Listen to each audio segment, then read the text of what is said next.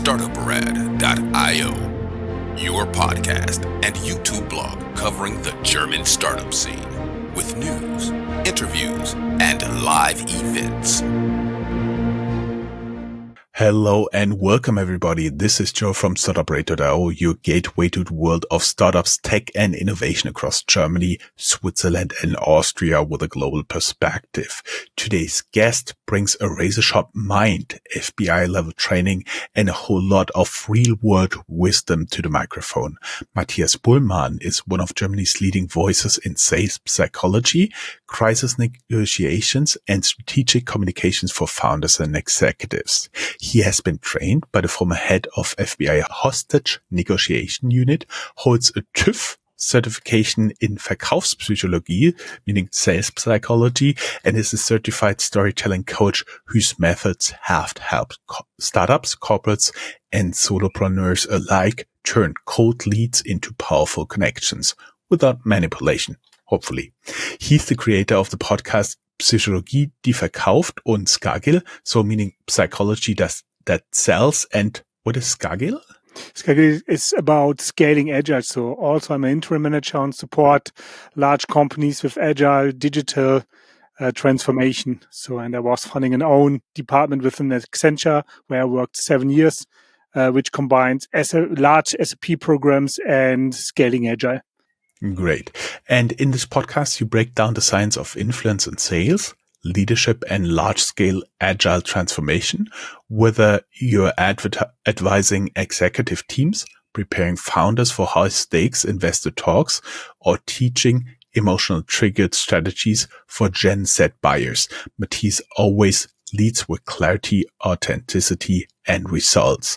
Today, we'll uncover how founders can negotiate like pros, how messaging psychology can drive real growth, and what startups can learn from FBI playbooks, motivational hormone models, and Netflix-worthy storytelling frameworks. Matthias, welcome to the show, and a real pleasure to have you here with us. Jörn, thank you very much for inviting me. I'm really happy to be here, and I can add one thing. I was also trained before 3 weeks by the ex-director of crisis and hostess negotiation from Scotland Yard, from Nikki Perfect also. Yeah. That is a great name for a trainer, Nikki Perfect. Yeah, absolutely. Absolutely. Amazing. I was wondering, let's open with a bold prediction. What bold prediction do you have for the future of communication, negotiation, or sales psychology for 2030? It's the same like in the last 10, 15 years, 1 million years, people buying from people. And for sure, we can use KI, AI, and so on. But at the end of the day, on the bottom line, it's about emotions. Yeah. And it's about my own emotions to get them under control and also to trigger the positive emotions from the opposite at the end of the day. Mm-hmm. I see. But I get the feeling you cannot sell necessarily with AI, but you can really work on the funnel that brings a potential lead to you. Absolutely. You see that LinkedIn currently, Jörn, a lot of KI stuff is out there, also comments from KI, and I see it. That's a little bit heartless. And this is what I really see and feel then. And this person doesn't have so much success. For sure, I work also in the preparation and for my funnels also with KI. But at the end of the day, I look over it and I really do copywriting by myself at the end of the day also. Ideas I get from the KI sometimes because brain is empty. I'm a knowledge worker, you know. But at the end of the day, I have a hands-on mentality, and at the end of the day, I will do things by my own. Mm-hmm. Let's start at the beginning. What was the aha moment that led you to study FBI style negotiation and psychology for business? My aha moment, and greetings going out to my ex-boss Malte at Accenture. He told me, Matthias, what you do is good, but you can do it better because you are not trained in negotiation. It was in 2020, 2-3 months before we had the first lockdown in Germany with Corona. And I had a really good training, the first time that I had a negotiation training. And the outcome was, Matthias, you're one of the best guys we ever trained, but now you're much more better than before because you got a lot of practices and knowledge from experienced trainers. And after 2 years, I asked myself, okay, is this all with negotiation, or can I do something else? And then I was informed myself about negotiation trainings. There's a lot of negotiation trainings out there, and I found a really, really good trainer. And I had 5 or 6 classes with him. He's since 25 years with the Harvard professors and do a lot of scientific things, which his training is based on. And on one day he said, Matthias, I have an offer for you. I get the ex-FBI chef boss from the negotiation unit, Gary Nosner. Are you willing to have a training with him? I directly say yes. And this was my way to the crazy things that I had a training with the ex-FBI crazy negotiation unit boss, Gary Nosner. Yeah. My aha moment was at Accenture, where I was doing a lot of sales, recruiting, and my boss see that there's much more in me, but I need to uncover it with a professional training. Mm-hmm. Many people still associate selling with manipulation. How do you define ethical sales psychology, and why do founders need it more than ever? We see other people 2 times in our life. So I was an ex-sales professional before 15 and 20 years before I study. After my apprenticeship in the early 2000s. And from the beginning, I saw a lot of salespeople who sell more than they can. At the end of the day, and I was in the software divisions selling software, I saw that a lot of IT technicians and developers needs to do something what they cannot do because salespeople promised the client they can do it. And for me, from the first day, it was really clear. I don't sell things which I cannot deliver. Full stop. And for sure, I didn't make all the deals what I can in the past. But at the end of the day, when I see the person the second time, I can go out and get a drink with them. So they are not angry to me. And I had it one time in my life, Jörn, because I was a professional chief entertainer, and in this time at Fuerteventura, I met an old client from me. And he said, Matthias, it was the best sales what I ever had because you only promised what you can deliver. The people after you from your company promised me more, but didn't deliver or really late. And this is what I really appreciate. And at the end of the day, when I'm a founder and I have a lot of contacts to founders in Solingen and also in Düsseldorf, where I support. And they're really loving their solutions. And they need to make more clear what the boundaries are. Don't promise what you can't deliver. At the end of the day, a lot of startups failed, and it's totally okay. A girlfriend of mine said, I founded 12 times, 11 times, doesn't work. And this is in Germany, we know, Allmanns, it's not okay, but in the other world, it's okay if you fail and if you learn out of it, but don't promise what you can't deliver. Because at the end of the day, if you then be a new founder for another product and it's the same target group, maybe you come back to the old client and they will be a new client. So don't promise. And the ethical thing is a really big thing in the negotiation. Also, there are a lot of studies out of it. But at the end of the day, if you're a friendly person in sales or negotiation, be sure at the end of the day, the other person will be friendly also. Or if not, then the other person maybe is not the right target person for your product or for your company. We're getting straight into the next question. By the way, most people won't see it, but I have seen that you have a cat in the background. What's the name of the anonymous guest?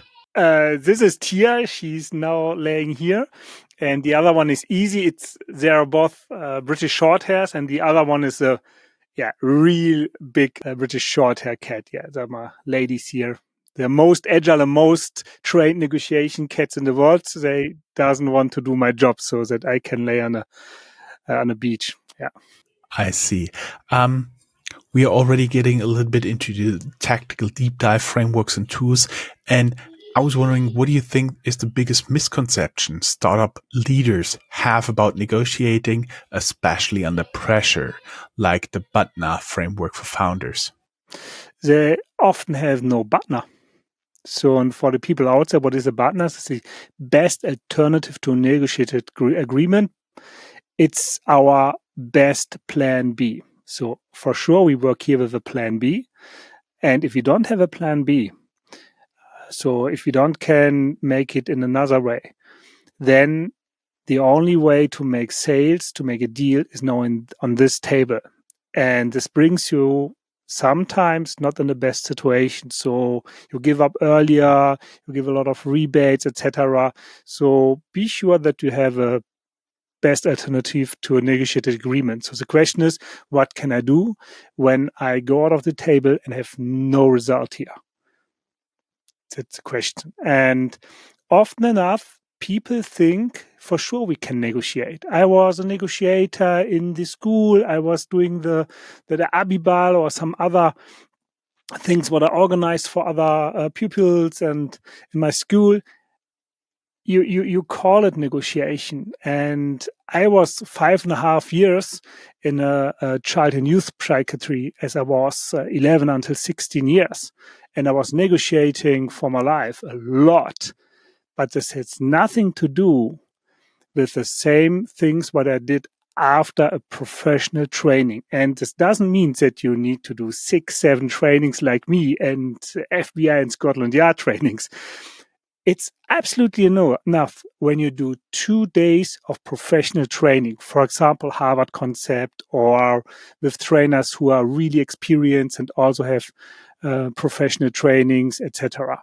Yeah, 2 days are enough. And there are 2 studies out there from 2010 which prove this also, that people who are trained 2 days with the Harvard negotiation concept, basic training, nothing special, Jörn, that they are much more effective than people who are not trained. It's really easy. It's not that difficult, to be honest. And it doesn't need to cost 10,000 euros.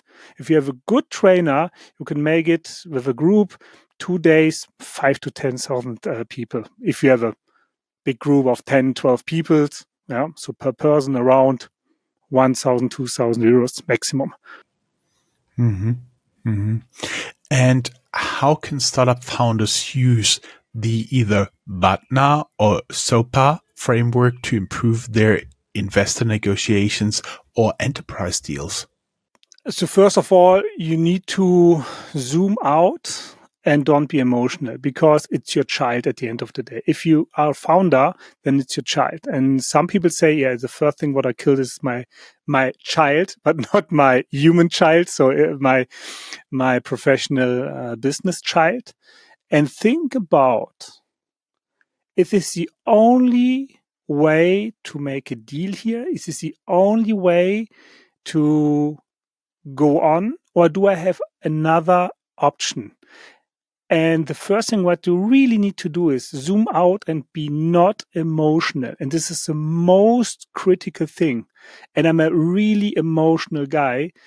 To do it by myself, and I know what I say, Jörn, it's really, really, really difficult. And in this situation, it can help to have 1, 2, 3 hours with a professional coach, trainer, consultant in the negotiation area, to ask him or her to help you to zoom out and don't be emotional. Ask the right questions, because the answer, I swear you, it's inside the most of the founders, but they need a sparrings partner who helps them to go out of the, to zoom out and go out of the emotional area. And to be honest, emotions are 99% of the reason why people take hostages. Almost meant and almost because of emotional situations, they are not planned. So emotions is a basic for everyone to learn about your triggers, your emotions, and this is more than 50% of the negotiation process. And then we take care of the other side of the triggers, emotionals, and how we can help them to say yes. And you ask questions about ethics, and I call it white and dark sales psychology. All what I teach the people, I show them you can use in the good world and in the bad world. Yeah, it's like a knife. And with a knife, you can slice some apples or you can kill people. It's really simple. It's a knife. And negotiation and sales psychology skills are a really sharp knife. And I make clear to my clients that I'm not going into negotiation or will support them as if they do bad things. Really simple. Mm-hmm. That actually does make sense. Tell us about, we're talking about MotivCompass, something like the motivational compass. How can founders or marketers use it to sell effectively without selling out? Yeah, thank you very much. Really simple. This is a neuroscience model from Dirk Eilert. I don't know if you ever heard the name. It's one of the leading micro-expressions experts in Germany or in the DACH region, in the German-speaking region in Europe. And he and a professor doctor was founding this MotivCompass for another thing. So they asked themselves, okay, if people we coached and they have traumatized, they have blockers, how can we help them more effectively? And then they build up this MotivCompass. So it's like a disc, it's extended disc model, like red, blue, green, and yellow, where we say, okay, red is like people like Trump. What's in for me? I need power. I need fast cars. I need status, etc. Blue is like financial offices people, data and facts. Green people are like Kindergärtner, or like people who are working in the social jobs, and the yellow one, it's like chief entertainers. It's really simple what I say now, but at the end of the day, it's like this.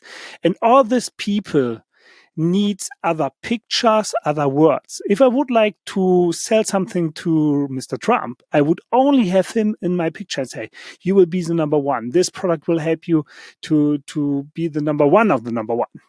No one will come after you. If I go with the blue one, I say, or the green one, I will say, okay, I will save you to have issues in the future, and the community will support you also with questions. Yeah, so it's really another thing how I tell the people about my product or in the negotiations. Yeah, so red and yellow is like I would like to reach something at a target, and green and blue, for example, they would like to save. Yeah, they are not really happy when I say, hey, with this product you can do more. They say, okay, I'm not really sure, but when I tell them, hey, with this product, I can help you that you doesn't got bankrupt, that you don't lose your friends, lose your clients, whatever. They would like to be protected. Yeah, and red and blue, for example, they are target orientated. So they are not.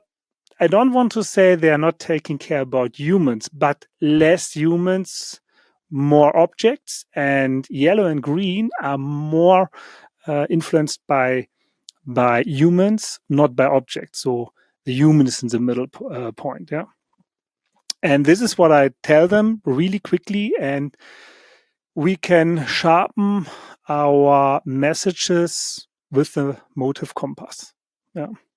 And it's not really difficult. I had a client, a C-suite, and she told me, Matthias, I have a blue and a yellow one in the meeting. I said, yeah, then we will do sentences where we combine this both.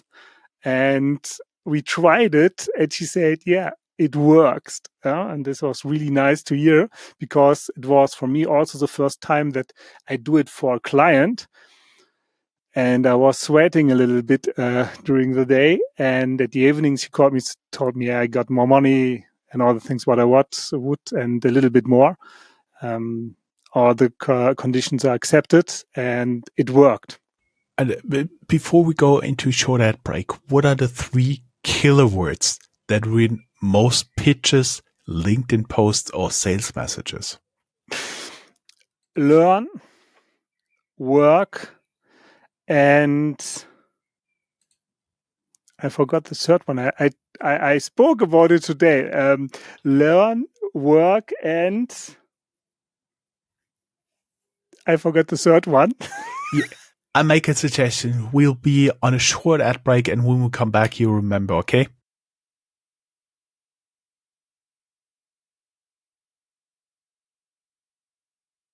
Hey guys, thanks for sticking around. I'm talking with Matthias Bullmahn about high stakes negotiation, how you can get the best out of it, and some frameworks. And we were just talking about 3 killer words that ruin most pitches. What was the last one you forgot? And please tell them all 3. I forgot the word which I every time tell to my clients, don't use it. The rest is maybe a little bit not good, but this is a killer word, is helping. Helping, learning, and working. Because at the end of the day, helping, I was doing a civil job with 80 years old people. For sure, they need help. But a C-suite, a founder, he or she doesn't need help. He or she needs support. Yeah, find other words. Learn. We are back in the school. Did you like the school, to be honest, Jörn? At all? Yeah, sometimes yes, sometimes no. I was not really happy in my school time, and the rest is work. Yeah, at the end of the day, we think hard work, and we don't want to have hard work. We would like to have it easy and quickly. Yeah, so there are our base needings also in sales psychology. What's in for me? Fast and easy solutions we would like to have. But today, to be honest, I had a discussion with one guy, and he said, Matthias, I'm with you, but when I heard learn, then I'm more happy to buy, because when I buy really complex systems, and I'm really happy when they tell me you have to learn it before you can use it. So there is someone out there maybe who likes the word learn. And this is really important, that you know anything and everything about your customer, because in general it's correct, but sometimes maybe it's the right word for your target group.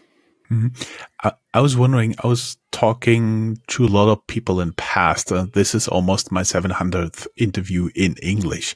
So I was wondering, before we get into real world applications, I heard from a lot of people, sales work when you listen, when you're not aggressive, and when you build trust. Would you agree to these 3 pieces? Absolutely, fully. Absolutely. It's the first step from the FBI negotiation concept also. Active listening, for the Germans, hinhören, not zuhören. Yeah? So active listening, 80% is listening. Okay. Some real world applications where we can learn a little bit from stories from the startup lands. Can you share a moment where your psychological approach helped close a tough deal or win over a difficult client? Absolutely. I had a client, it was 2 years before, 1.5 years before, something like this. I met him 3 weeks before. And he do something in the ecological area with the black fly for feeding cows, etc. and he wasn't produced his first batch, but he was going to a large investor to Gelsenkirchen, Western Germany, Ruhrgebiet, and he said, Matthias, can we have a quick counseling about this meeting? I said, yes, no worries. And then I was preparing myself because I found a lot of things in the internet. And this guy was more, red orange guy. And I helped him, supported him with some sentences. We tested it. So I was the upcoming investor playing a quick role play. And he called me back 3 hours later and said, Matthias, he now said I didn't produce the first batch, but he bought the first batch at all without seeing anything. And this makes me really proud. Yeah. Mm-hmm. I see. When we talk about real world examples, we also talk about your Skaggle podcast and courses where you emphasize structure. Why is structure so essential for successful communications and scaling agile in enterprises? What I had yesterday a similar discussion, and I told my opposite person, I said, hey, to be honest, the clients out there doesn't need to have a scaling, agile training, whatever, is they need all the communication training. Because it exists often enough, or in general, we have five steps of recognition. So when in level 1, I didn't know anything about that I have an issue. In 5, I only need a trigger to buy now. And when I see this, also with C-suites in big automotive companies, also where I was supporting C-suite and also the level below the C-suite, I saw that there was 3, 5, 6 steps in front of information, and they communicated it, but they didn't take the people with them, and they was confused. They had no change management, said, hey, you need to start with 0. It's like you have small babies, and they didn't know that they can run alone. So there are things, they need your hand. But you need to start much more before with the communication. So first of all, please check in which status of this 5 your client or your opposite person is, where you would like to talk to. Because at the end of the day, if you talk Chinese, but there are Italians, everyone would say, yeah, for so Matthias, it's really clear. But this is what happens every day, also in the transformation business, on C-suite level, on apprenticeship level, on all levels. Please take care of the status of the opposite person, because you doesn't value the other person, and if the other person doesn't feel valued, you have a negotiation issue also. And we all negotiate every day. There are statistics out there. I have it from another negotiation expert. He said, statistics says that we negotiate every week 40 hours.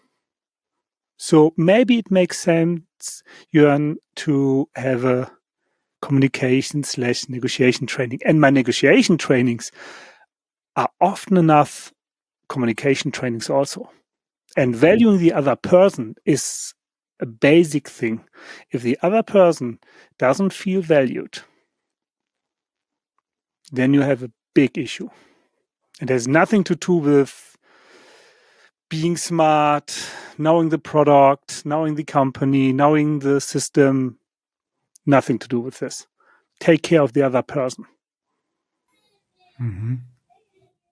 Mm-hmm. I see, because if you don't appreciate the other person, they'll never ever buy from you. Okay. You've also worked in large scale agile transformation, 600 plus teams, 600 plus people in the team, what are the top 2 psychological blockers to agility that no one talks about? I had a podcast interview similar about this topic. There are 3. The first of all, we are Allmanns. We are not agile. We wait until someone will tell us what we have to do. It's a little bit a running gag, but often enough it is like this. But the first thing is, mostly we have no change management, and the people doesn't know what happens now. So with agile transformation, we have new practices, new organizations, maybe new responsibilities, and the people are not aware what happens now. They are scared of the future. It's a lot of uncertainty. So therefore, we need to help them. Really, now we need to help them to understand why we do it, for what we do it, and how the way is until the transformation ends. Yeah, transformation is coming from a status A into status B. You know it. It's really simple. It's like a system update, system upgrade. System A upgrade, system B. That's like it's the same like with the transformation. But now we talk about humans, and we need to take them with us. Yeah, that's really important. And therefore, a lot of communication runs really not well. And the people are scared. And at the end of the day, when we are scared, Jörn, as humans, what are we doing? We go back into the system, into the behaviors which we know and which we are safe in. What means no transformation at all. Because we should have new practices, new responsibilities, etc. But if I'm scared, I go back into the rooms, into the systems, into the habits which make me safe. This is one of the most thing. And I was publishing in Springer Gabler also a book about it, or a chapter in a book. And the second one is mostly for what are we doing this? Because again, communication, the people are not aware of it. For what is it good? So my last project was in the public services, and the people asked me from 2 teams, Matthias, we are not sure for what we are doing this. It doesn't make sense for us. At the end of the day, for this both teams, they are right. But it was pressure from top, yeah, and the department lead needs to do it, etc. And then they felt that they didn't know for what they are doing. So make clear for what you are doing this. Mm-hmm. Exactly. And when you talked about uncertainty, I do believe that's one of the big differences if you look for a corporate job or if you look for an employment, because the people who are not looking for one of these careers, the ones who can embrace uncertainty, they are very likely to be freelancers or entrepreneurs. I was wondering, for our audience, if they could go back in time, what was one thing you'd coach your past self before launching your first product, team, or podcast? I'm interested in what comments do we get. Let us look a little bit into the last piece, the future lens and founder advice. What role will psychology play in startup growth strategies post 2025, especially in an AI saturated, noisy market? Which role within a founders team? Yes, especially about sales, about negotiations, because you could basically use AI for anything. What role will psychology play?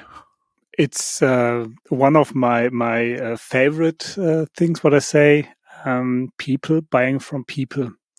What means at the end of the day, the other person or the group of person needs to have the feeling that the word's coming from you.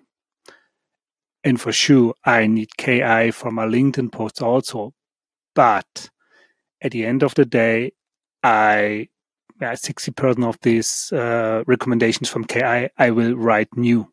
And the people see it. And now that it's the Matthias source, and Andreas Wienheller, one of my mentors, said, Matthias, because I made a KI test before half a year, 1 month, every day, 2 posts only with KI. And he came back to me and said, Matthias, I know you. And the Matthias source is missing.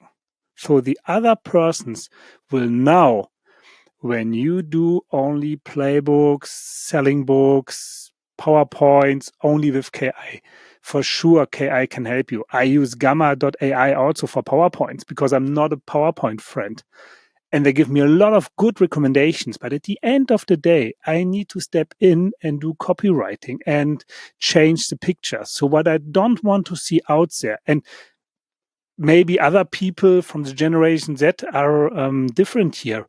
I don't want to see KI pictures. I really like it when they do a lot of nice paintings with and graphics with KI, but I don't use it because I don't buy when I see something like this. Oh, too bad. The cover graphic of this interview will be with the assistance of AI. But when you were talking, I did have something that came back to my mind because you said people buy from people. I do have an increasing amount of people out there who think they generate random people, random names, almost random URLs that have something to do with AI, and then get a lot of paying clients.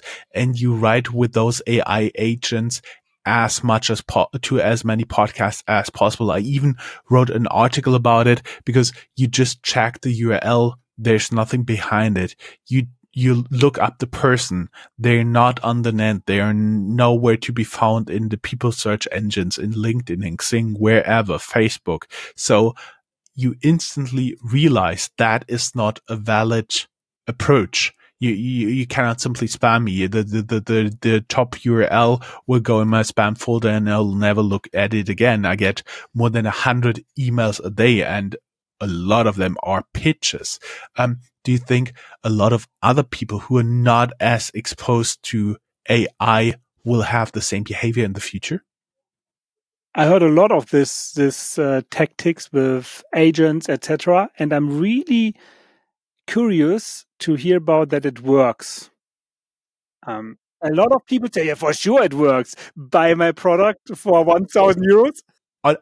Honestly, I can tell you there are a lot of usual suspects here where it doesn't work. For example, I had once the case where they sent out emails on a Saturday, on a Sunday, and the next day I came in, the exact same email, the exact same headline of the email, 2 different people 1 minute apart. 2 different names 1 minute apart. And I was going, okay, we got 2 more candidates for spam. By now, I do have a bigger spam folder than a normal folder because there's a lot of people out there who think they can get into top 20 tech podcasts with just spamming me. That doesn't work. But sorry. But at the end of this, like phishing, there are people out there because it works with some people, so they do it. If people do it, if we see it constantly, then in the world exist people who buy it. I don't know why. I wouldn't buy it. One time I got an AI call from an agent, and this was a really good call. I didn't recognize it in the first 3 minutes that this was an AI agent, from the voice, from how quick she was answering my questions and was reacting. And then there was some things where I felt, okay, I think that is a KI agent. It was really funny to see, and I know a lot of people who say we have since a couple of years AI agents, and it works. I doesn't see the numbers, but I think support with KI AI in the future will be more, and for sure with KI. And I did my apprenticeship at Dativ, 1997. So there was a beginning of the public internet, let's say like this. And this is what KI is currently. It's like 1997.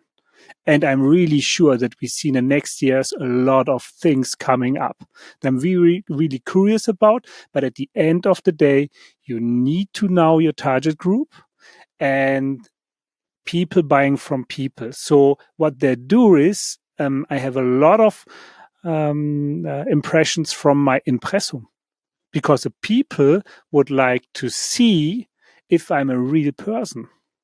And for sure, I used KI agents in the past for Instagram, for finding new people and sending them automated mails like Kaltakquise. I know it's forbidden in Germany, but I tested it also. It wasn't successful. And I used a lot of templates from myself, which worked when I do it, when I really look for the persons itself, and then I send the contact invitation. This works much more better than the automated thing. But I have people who brought me to this agent who said, I made 30K per month only with this agent. I cannot prove it, but I'm really sure that we get much more major agents in the future, and selling over KI will be more. But the texts and everything needs to fit to your target group. The MotivCompass can help you. I see. The thing is, I do believe I'm here, unfortunately, on the forefront of getting emailed and spammed, but I've now put out only my landline, and you know what my landline does? There is an AI agent answering. You just need to say 2 words and you get put through to my mobile phone, but actually all AI calling agents, all dumb calling machines have been failing. Otherwise, my phone wouldn't stop anymore. So, sorry, we got completely sidetracked there. Sorry, guys. Then there are stupid AIs, I think. It's only automated shit. Yeah. What's one simple yet powerful technique startup founders can implement tomorrow to boost sales or influence? Avoid the 3 magic words.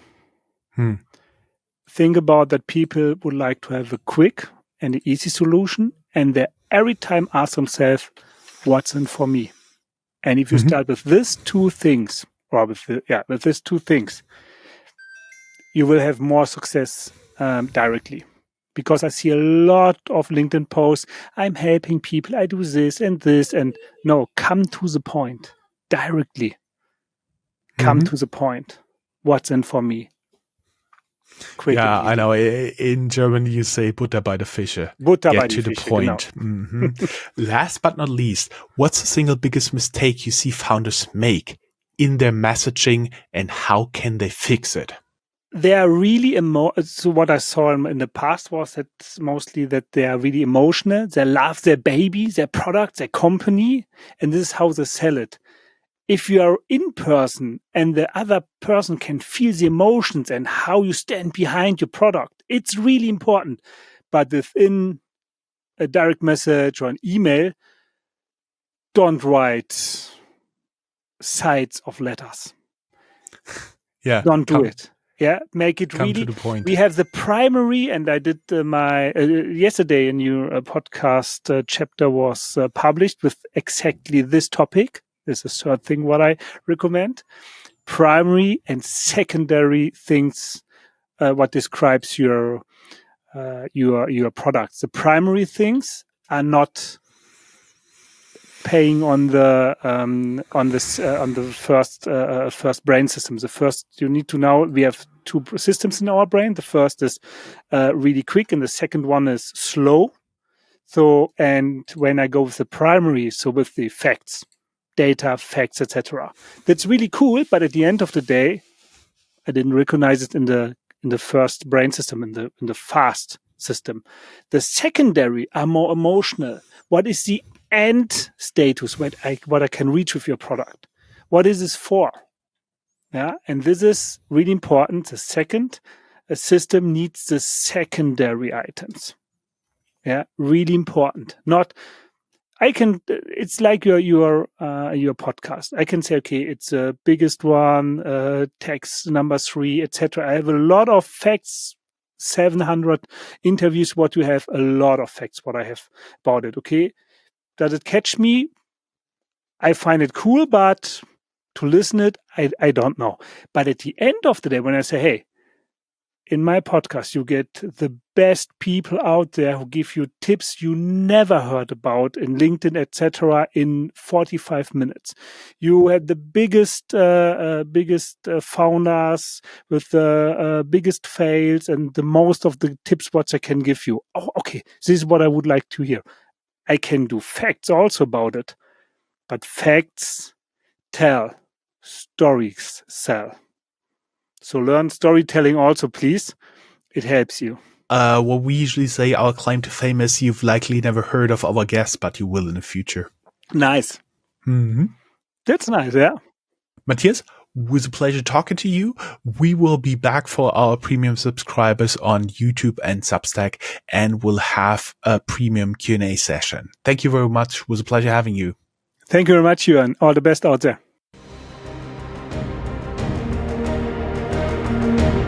That's all, folks. Find more news, streams, events, and interviews at www.startuprad.io. Remember, sharing is caring.